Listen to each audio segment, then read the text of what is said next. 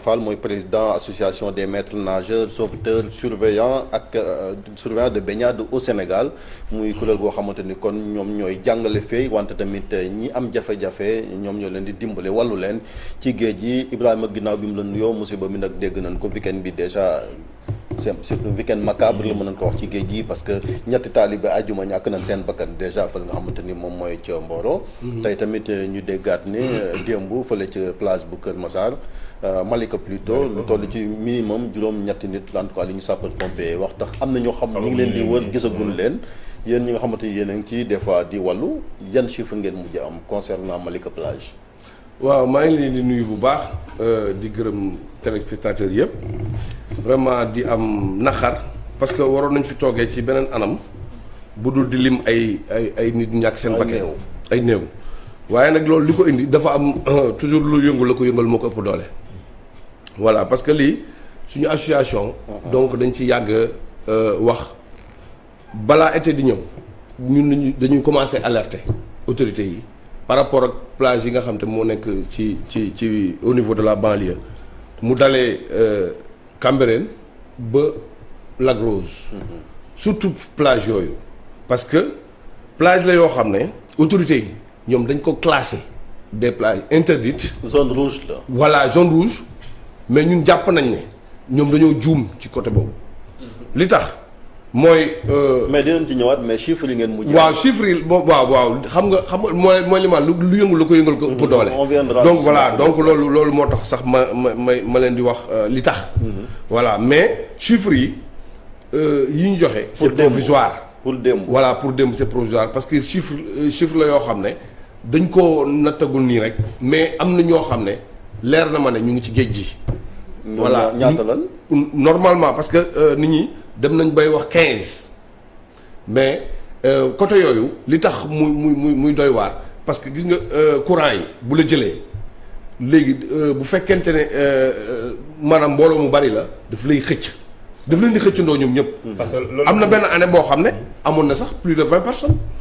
voilà yoo xam ne ci benn ngoon lañu ñàkk seen bakkan ci la. nit ñi loolu lañ mënul comprendre ci benn plage ci benn moment.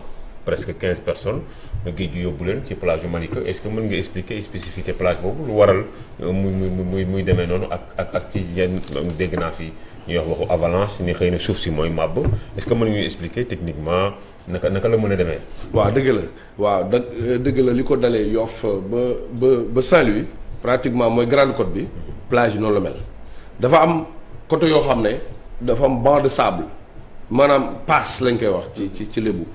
voilà donc banc de sable bi moom mën nga dem ba ci biir mën nga dox ba ci biir doo ndox bi du la sut ndax di nga am pied maanaam da ngay dox luy sori di am pied ndox mi du la dépasser daal sa biir voilà bu yëree très bien noonu sax lañ koy waxee yër maintenant lépp la moo tax mu am loolu la sama mbokk la léegi maintenant dafa am côté boo xam ne nag dafa am ay bayin maanaam pax la yoo xam ne dafay mel ni dafay def genre tourbillon maanaam day tourner mais dafa am ay courants latéraux yoo xam ne dafay dem gauche wala mu dem droite mais yenn saa yi aussi nga dugg foo xam ne courant bi dafay acc donc xam naa ne li am démb ñoom dañoo dugg ci courant buy acc parce que da lay tirer.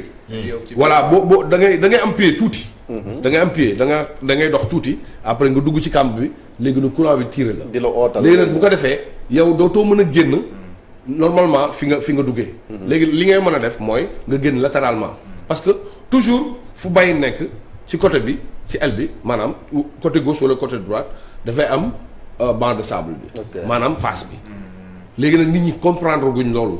mais ñun ñu ngi continuer di leen sensibiliser par rapport ak. awaan dañuy faral di gis ñi nga xam ne ñoom ñooy maître nageurs yi wala boog ñiy dugg ci géej gi d'habitude dañuy faral di taxaw ci plage bi ngir artu ñi nga xam ne ñoom ñoo di ndaw yi ñëw. bu leen jaar ni côté bi courant bi dafa bari côté bi courant bi dafa bari mais j'ai l'impression que yu bari yi nga xam ne ñu ngi ko daan nemmeeku avant. dafa woon ni c'est-à-dire mën nga dem géej doo gis ku la orienté lan moo tax loolu.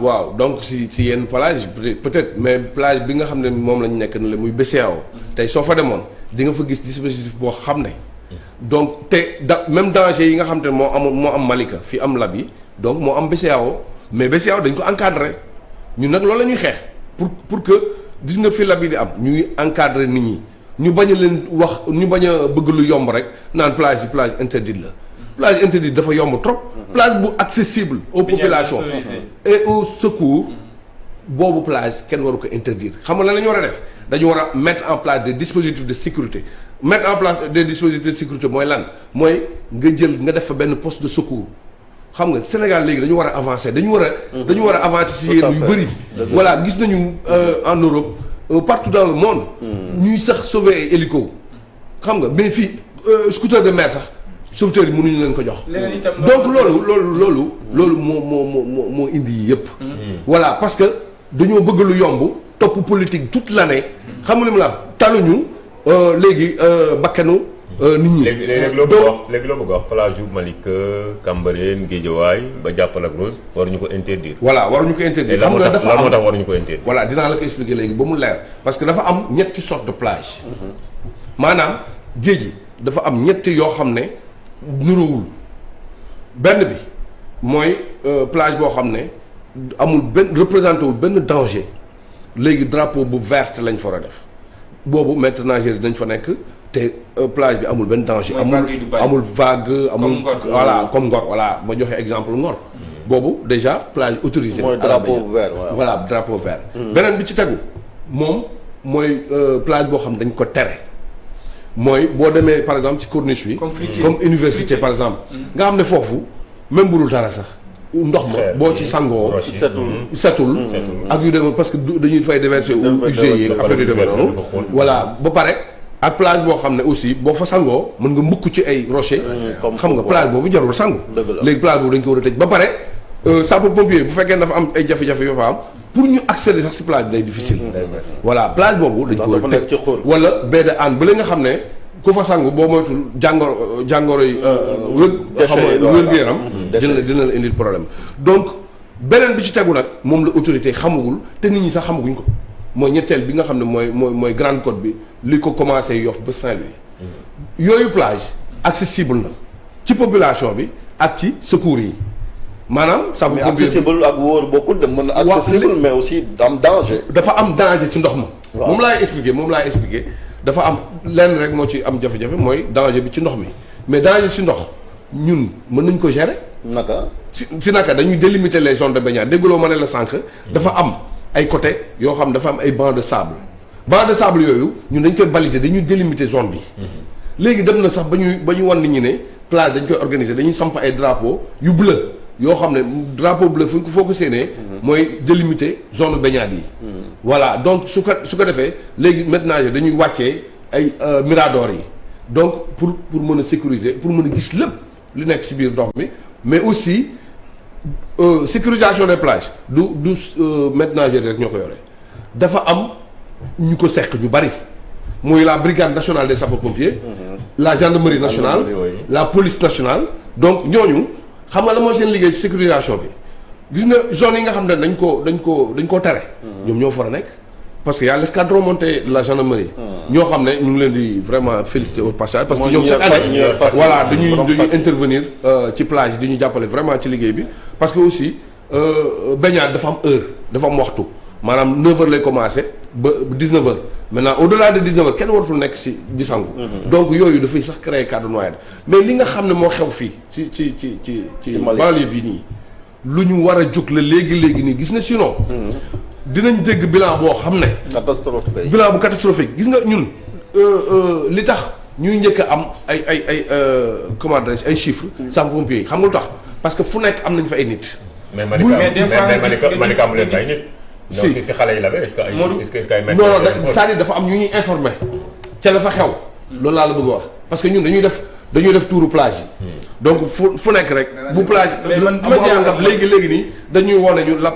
am na parent bi ni la tudd fii la dëkk ak yu demee noonu moo tax actuellement nii bilan bi ñu jot a mu yore chiffres yi ñu jot a mu yore dafa jéggi dayoo te école tëjagul fi mu toll nii am nañu 36 décès muy fanweeri nit ak juróom ban période mais période bi presque un mois rek lay war a toll 36 décès un mois rek lay war a toll waaw un mois rek lay war a toll te ñun buñ daan am ay li muy toll nii bu njëkkoon dafay dem ba fin wu vacances mais vacances commencé gul nga commencé am 36 décès. loolu lu doy waar la. mais nga baal ma. waaw faral di Aliou gis Cheikh Ba mu terminé ak chiffre yi parce que voilà léegi fi mu amee moom moo jar a lijjanti. mooy fi ñuy wax nii la grande côte. la grande côte waxuma la Pikine Guédiawaye Malika Kër Massar ba Lac Rose ñoom ñëpp dañu war a jóg. waaw dañu war a jóg doxu ñaxtu parce que seen doom yi ñooy ñàkk seen bakken te kenn aaru leen ñun loolu nag moo ñu metti loolu moo ñu metti en tant que association boo xam ne dafay lutter ça fait des années ci cadre cas de noyade yi nii recrudescence des cas de noyade au Sénégal léegi dafa am ñoo xam ne ñoom ñoo deful seen liggéey moo tax lii am. yéen bokk ngeen ca. voilà dañuy situer les responsabilités Ibrahima yaa ngi jiñ gars yi rek te yéen it yéen ngeen pour éviter ça. waaw ñun li ñu war a def chaque année dañ koy def. mooy avant été bi xaaral avant été bi di ñëw ñun dañuy dem seeti leen wala di leen laaj pour rencontrer leen. pour waxtaan ak ñoom mooy maire yi parce que. compétence transférée état dafa jël maanaam la gestion des plages xam nga ak la sécurisation des plages donc jox ko collectivité territoriale noonu lañ leen di woowee léegi voilà léegi ñoom ñoo war a intervenir si côté boobu mais ça fait des années ñoom ñu toog fi ñu toog bu ñu waxee ñu ne waaye xale dañoo dëgër bopp plage dañ leen ko tere ba sonn waaw léegi soo gisee ay nit lu toll nii di ñàkk seen bakkan léegi da ngay toog rek ñu continuer même sanction bi ñu koy chanter chaque année mais loolu président de la République waru ko seetaan li ma bëgg a laaj sànq da nga wax ne plage bi soo ko commencé nu mu tudd Yoff ba Saint-Louis pratiquement même plage bi ñu gis ne par exemple am na taxawaay bu am solo bu nga xam ne def ngeen ko fii ci plage bu Malibu bi BCEAO astafurlah ba nga xamante ne pratiquement ay cas de noyade pratiquement amu fa dégg mais léegi dispositif bi nga xamante ne teg ngeen ko foofu ba loolu amu fa lu tax mënu leen ko yéen ngeen implémenté ko pratiquement merci beaucoup loolu laa expliqué nii lu tax mënu voilà parce que du recrutement bi du ñun ñoo ko yore ñoom maire yi ñoom ñoo recruté gis nga ñun ñun ñu ngi dépendre si ville de Dakar maire de Dakar maire de Dakar moo ñu recruté moom moo couvrir 26 plages yi nekk si Dakar yëpp mais 20 plages yi nekk si Dakar doo fa dégg cas de noyade parce que am na ay déjà dispositif boo xam ne teg nañ ko mettre nañ ko en place ba léegi ku nekk si jafe-jafe lab gars yi dañ la daw sauver démb BCEAO y avait des milliers des centaines et des milliers de personnes def nañu ay 8 interventions yoo xam ne mais kenn évacué ñu ko hôpital mais li xew Malika tey nii su amoon suñ ko defoon comme ni ñu def BCEAO. est-ce que amoon na ay maître nageur à Malika est-ce que Malika amul maître nageur dégguloo li ko commencé Cambérène ba Lac Rose amul maître nageur est-ce que loolu dëgg la. est-ce que loolu jaadu na. ba pare fréquentation bi foofu mu ëpp doole fii. xam nga li tax. phénomène fréquentation de plage il faut ñu expliquer ko tuuti. parce que dëkk bi moo amatul espace. surtout mooy li gis nga ñun bu ñuy jàng école ak lu demee noonu. dénoncé naa fi privatisation mooy littoral bi ñu jël jaay ko. jaay nañu fii yëpp espace boo xam ne public. boo xam ne dañ fa naan footballé léegi da ngay dem sax ngay ran pour football. wala ngay fay ay kii. voilà donc loolu moom moo fi jeex. espace yooyu moo fi jeex moo tax léegi nit ñi ils sont obligés nag. bu tàngaay jotee donc ñu dem ci plage yi maintenant. non man bëgguma dégg plage interdite. non mais parce que plage encadrée la bëgg a dégg. non plage encadrée. xamul tax tant que loolu.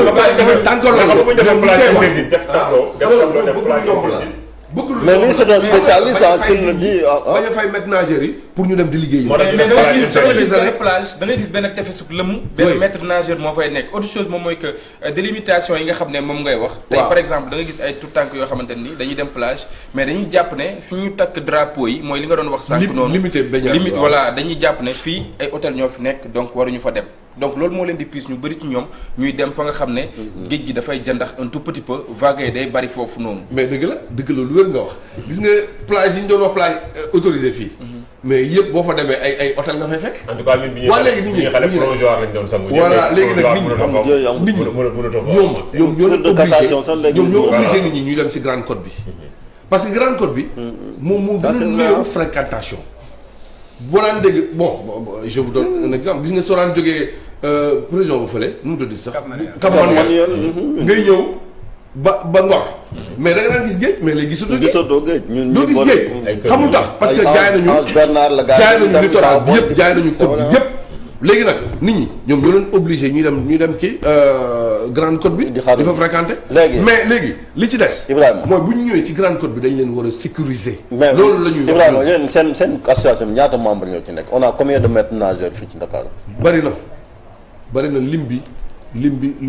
parce que li ma bëgg ni yaa ngi leen wutal xëy quoi lu tax am bénévolat aussi parce que tamit comme gars yi fayu leen ngeen bénévolat comme dimanche ba dimanche la ñun Malibu bii bu mu amee ay noyade année yi comme Malika ñu jël nañ ay bénévole ay ñoo xam dañ xam nga préfet bi nan la def préfet bi mu may dégg xam nga nan la def ñu teg fa suñu nit pour ñu ñëw Malibu plage Malibu diggante Malibu ak Malika rayoon na 49 personnes préfet Guédiawaye moo ñun affaire bi jaaxal ñu quoi dépassé ñu jël ay suñu élément ñu teg leen foofu préfet bi ñëw na leen jóge leen fi parce que waaw c'est paradoxal le fait d'interdire une chose et y mettre la sécurité d'accord mais loolu temps mbas mi la waaw léegi mais bu fekkee ay nit ñu ngi dee nag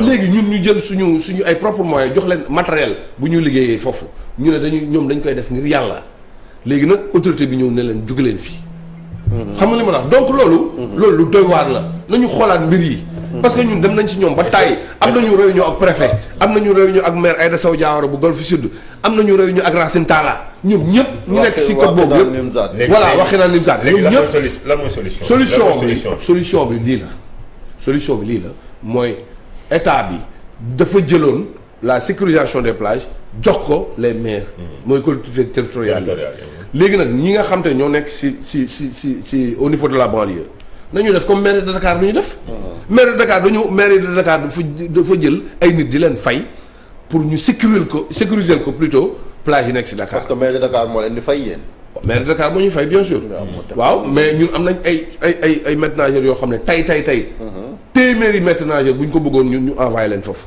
ba ci Sénégal yëpp laa wax sax parce que ñun fu nekk am nañ fa ay nit mais amaguñ sax xëy ndax ñi nga xam ne ñoo leen war a jël ñoom toog nañ naan ay plage interdite loolu pour man bëgg lu yomb la waaw ngay seetaan sa localité sa gox ba pare li ci gën a doy waar mooy ay nit dañ fay ay xale dañ fay ñàkk seen bakkan après ñu oola way waa association bi dañu bëggoon ngeen ñëw ngeen ànd ak ñun ñu jaale yow balaa ngay jaale doo mettre en place des dispositifs pour que nga aar ñooñu ñu bañ a lab loolu dafa doy waar moo lay wan ne fii ñii liggéeyuñu ñun nag dañuy lancer appel képp koo xam ne autorité nga ci dëkk bi surtout nag ministre de l'intérieur et de la sécurité publique parce que dafa am direction boo xam ne liggéey ak protection civile ñun dañuy liggéey si laa jëm si nii ñoom tamit defuñu seen liggéey. non colonel Coulibaly su may xarit ngeen colonel Coulibaly yaa ngi may dégg su ma xarit ngeen mais liggéey bi ñu commencé woon def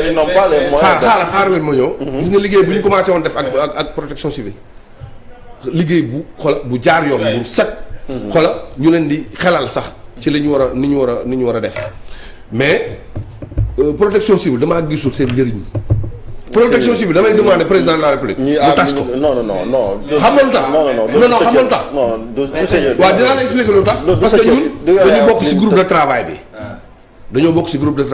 xam nga protection civile li mu yore ci dëkk bi dafa am solo parce que catastrophe naturelle yi accident circulation yi noyade yi yëpp protection civile moo ko yore mais léegi lan moo tax ñoom ñu toog di seetaan lu mel nii di am ba pare chaque année ñu ñuy naxee ay benn journée de sensibilisation sur les risques de noyade ñu jël ay quelques caméramans xam nga ak quelques journalistes ànd ak ñoom ak le ministre de l'intérieur ñu ne wéy dañuy def journée de sensibilisation sur les risques de noyade après ministre bu ñu bee pare nañ ci.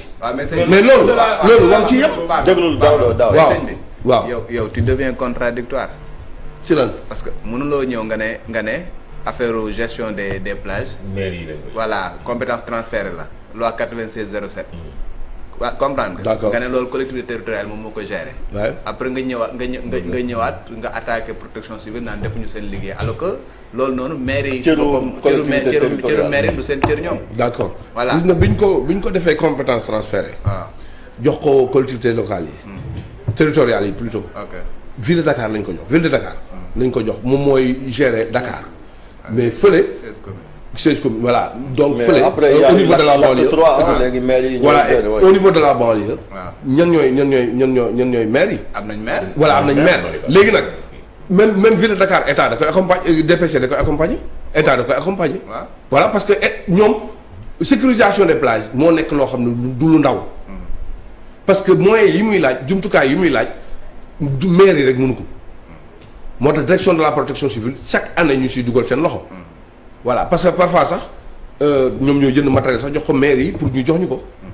donc génne guñ seen loxo. tey nii gis nga bu leen ëppee loxo. ñoom dañ koy jëlaat. état bi da koy jëlaat.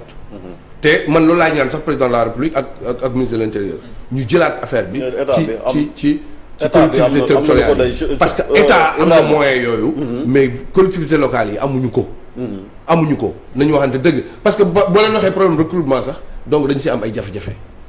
parce que aussi. yow moom yaa ngi insisté ci recrutement bi. recrutement oui parce que bon bu fekkee recrutement am na ñu mettre en place des dispositifs de sécurité kon lii dootuñu ko déggati noyaat mais loolu mooy wax bi fi mu toll nii problème bu nekk dafay am ay solution bi mooy. il faut combien de maîtres nageurs pour moom bu ngeen ko doon estimer pour sécuriser par exemple une plage. pour sécuriser une plage loolu du yomb la. ça dépendra aussi de bu dee fréquentation ay milliers de personnes ñoo fay ñëw pour sécuriser une plage. jarul nit ñu maîtres nageurs yu bari. organisation la. waaw dëgg xam naa li ma la wax bu baax. xam naa li ma la wax bu baax gis nga des milliers de personnes lu mat 10 maîtres nageurs mën nañ leen gérer nee naa la sécurisation des plages du maître nageur kese moo ko yore dafa am police ak gendarmerie ñoom ñoo war a dañoo ku nekk dafa am pàcc boo xam ne da nga koy liggéey ci plage ñun doon compétence assez limitée ñun dañuy yam ci maanaam sauver nit ki.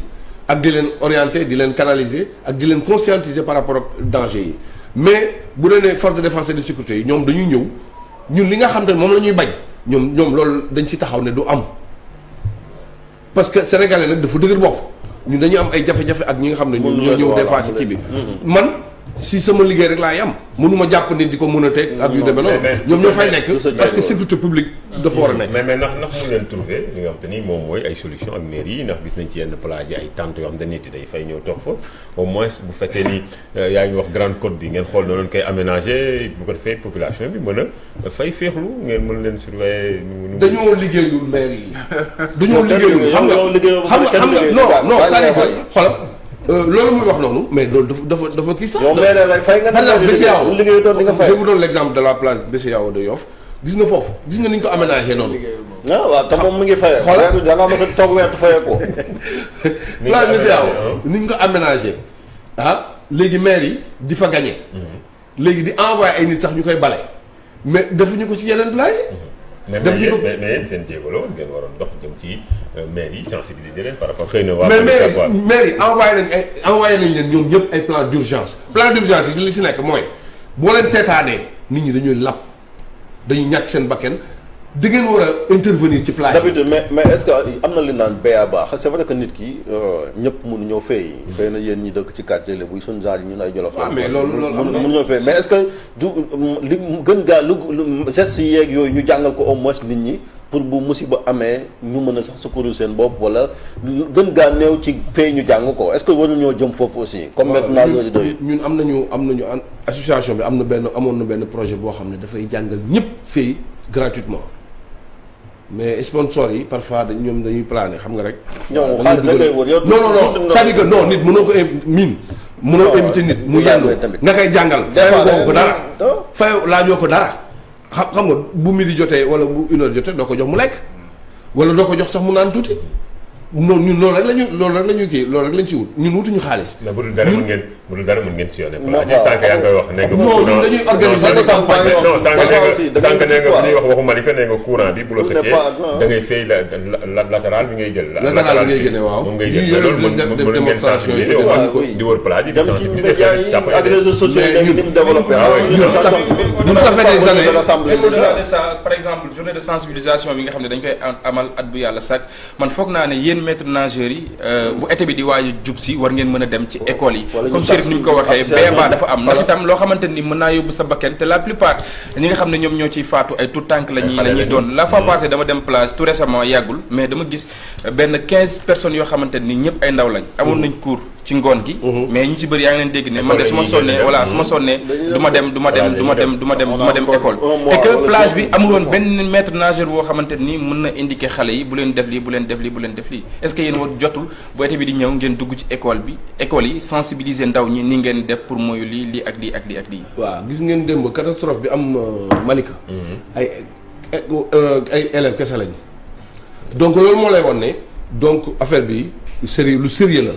lu ñu war a kii la donc li ngay wax nii ñun dañ koy def. ñun lii programme la calendrier la boo xam ne dañ ko defar pour ne comme li mu wax dem ci école yi di sensibiliser di organiser ay journée de sensibilisation si plage yi Mbaaw def nañ ko daaw dem nañu Rufisque dem nañu Malika dem nañ fépp ci plage yëpp la ñuy dem di sensibiliser nit ñi école yi nag dafa am benn blocage rek bu ñu ci amoon parce que ñoom nee nañ école bi bon en fait dañu nekkoon retard quoi élèves yi loolu moo taxoon mënuñu woon def sensibilisation boobu. voilà mais aussi dafa c'est-à-dire gars yi ñoo liggéeyul Sénégal. waaw benn gars yi da ngay ñëw ñu ne la non da nga ñëw si benn bureau ki war a yore programme boobu dañaa la dem na séminaire xam nga chaque jour boo ñëwee nga paas nga tëj ñu ne la dem na xam nga donc mais liggéey seen wareef bon Sénégal Ibrahima waaw conseil bi ñu leen jox mooy yéen seen wareef ngeen def ko c'est vrai que xaalis baax na salaire baax na mais aussi des fois nga def dara pour ton pays aussi volontariat dafa baax parce que dañ ko gis ci réew mi gis nga américains yi dañuy jóge ba fii voilà nekk ay volontaire des fois aussi il faut ngay def loolu jël suñu propre moyen voilà jàngal ni ñuy fay ak yooyu parce que ay bakkan nañ ci doon ça c'est catastrophique. voilà léegi ba mercredi bii di ñëw dañuy organiser benn conférence de presse pour alerter autorités yi ci li xew ci affaire cas de noyade yi fële ci place BCEAO. waaw voilà xam naa TFM dina ci ñëw. beneen TFM jox nañ la opportunité pour nga leeral beneen yoon bàyyi leen BCEAO comme foofu nooy na. ngeen dem ñun fi ñu dëkk ci banlieue bi waaw on espère que week-end prochain wala semaine bi ba fële foofu ngeen dem. continuer sensibilisation bi inchallah et puis que dimbale nañu aussi ci rechercher ñi nga xamante ni gisuñu leen parce que aussi nit nekk ci géej depuis 24 heures ay mbokkam gisuñu ko loolu aussi dafa métti donc. on a des équipes de recherche daal yi voilà continuer recherche on a des équipes de recherche dinañ fa dem léegi ñoo fi jógee foofu laay dem ñu envoyé équipe yi ñuy xool inshallah ñu masawu njabootu gone yi ci ñàkk dañ envoyé ay volontaires ay voilà les sauveteurs aquatiques kilifa yi tamit gën a sàmm plage yi voilà ñu sàmm plage yi ubbi plage yi bàyyi privatisation bi su ko defee ba pare sapeurs-pompiers aussi renfort bi nga xam ne moo war a ñëw di renforcer dispositif bi ñoom tamit gisaguñ leen inshallah ñu ngi leen di lancer appel moom yaa jiite kon association maître nageurs yeeg sauveteurs yeeg wàllu baignade lépp fii ci Ndakaaru ak li ko wër incha allah dinañ wéyal waxtaan wi encore une fois di jaale mbokk ñi ñàkk seen bakkan ci géej gi boobu ak léegi nee nga kon 36 cas de noyade en l'espace d'un mois loolu bari na trop muy musiba boo xamante ni accident yi def ci tali bi géej gi tamit bu ngeen sàggoon kon dina yóbbu suñu ndaw ñi daaw ba fi mbas mi ñëwee gisoon na ni amoon na tan ndax kenn demu fa woon mais comme dafa tàng te nit ñi war nañoo dem géej foog mu am wante na ni sàmm plage yi rek su ko defee kon bakkan bañ faa root mbokk yi ñu ngi leen jox daje ëllëg